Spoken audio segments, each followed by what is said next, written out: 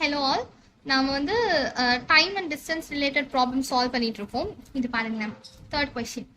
A man covers a certain distance between his house and office on a scooter. Having an average speed of 30 km per hour, he is late by 10 minutes.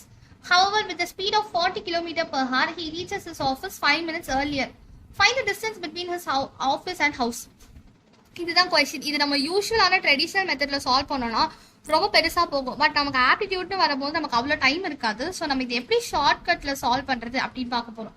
இப்போ man வந்து 30 km per hour அந்த ஸ்பீட்ல போகும்போது, speed வந்து 30 km per hourல இருக்கும்போது அவன் வந்து 10 minutes லேட்டா ரீச் ஆகுறான் ஆஃபீஸ்க்கு. அண்ட் ஸ்பீட் வந்து 40 km per hour இருக்கும்போது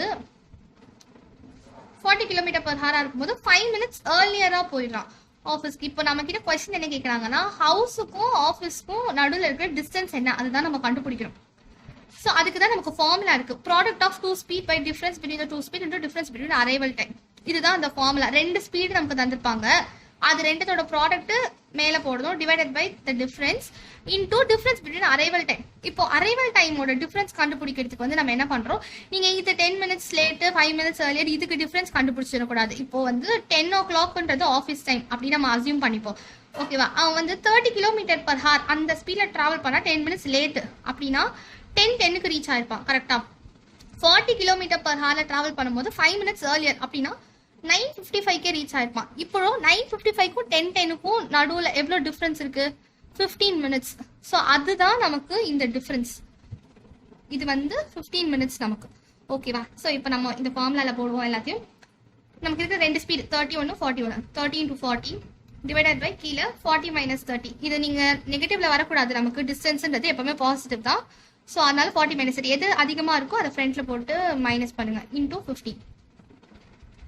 13 to 40 by 10 into 15.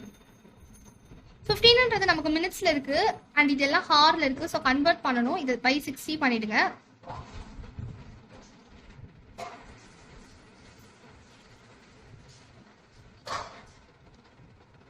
Thirty kilometer distance.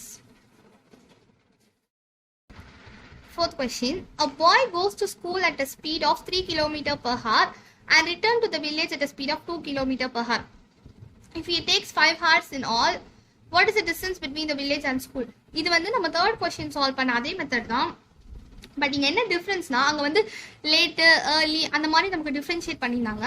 But இங்கே என்ன சொல்லியிருக்காங்க, போகும்போது 3 km per hour and return வர ஸ்பீட் வந்து 2 km per hour இப்படி தந்துட்டாங்க. அண்ட் டோட்டலாக அந்த ட்ராவலுக்கு எடுத்துக்கிற டைம் வந்து 5 hours. ஐ மீன் போகிறதுக்கு வந்து 3 km per hour இதில் ட்ராவல் பண்ணுறான் அண்ட் ரிட்டர்ன் வரும்போது 2 km per hour. இந்த டோட்டல் ஜேர்னிக்கு எடுத்துக்கிற டைம் வந்து 5 hours. ஓகே, இப்போ கொஸ்டின் என்னன்னா, distance between the village and school அதை நம்ம கண்டுபிடிக்கணும். இது மாதிரி கொஸ்டின் வந்துருச்சு, லைக் போகும்போது இந்த ஸ்பீட், ரிட்டர்ன் வரும்போது இந்த ஸ்பீட் அண்ட் டோட்டல் டைம் தந்துட்டு நம்ம கிட்ட டிஸ்டன்ஸ் கேட்குறாங்க அப்படின்னா இதுதான் shortcut. Product of 2 speed divided by sum of the speeds into total time. இப்போ 2 ஸ்பீடு கொடுத்துருக்காங்களா, ஒன்று 3 இன்னொன்று 2. 3 into 2 divided by sum 3 plus 2 into total time for the journey 5. So 6 by 5 into 5. Cancel பண்ணிட்டா 6 kilometer.